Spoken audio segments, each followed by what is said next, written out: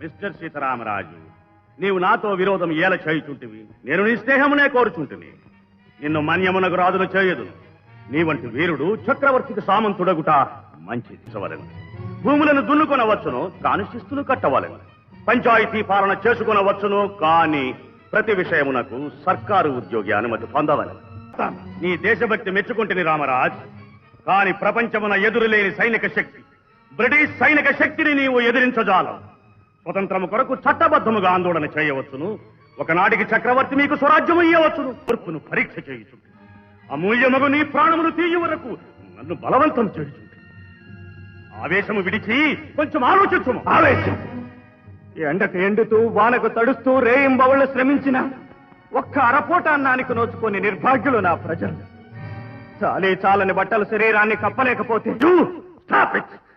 This is gross treason, రాజద్రోహం.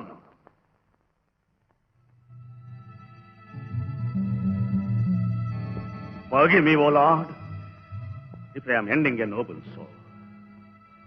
Duty is divine, and my duty is to my king. Forgive me. Shoot him!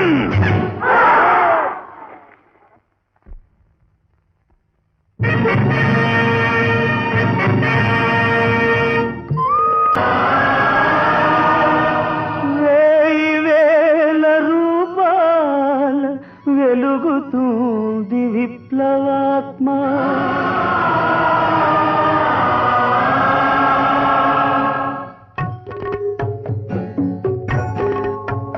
ఓ విప్లవ జ్యోతి జోహారు,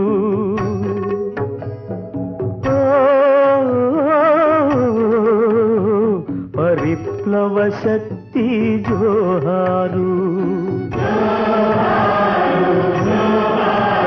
నీ పేరే ప్రజాశక్తి సంకేతం, నీ బ్రతుకే దేశానికి సందేశం. నీవెగరేసిన సమర పతాకం నేతాజీ ధరించాడు.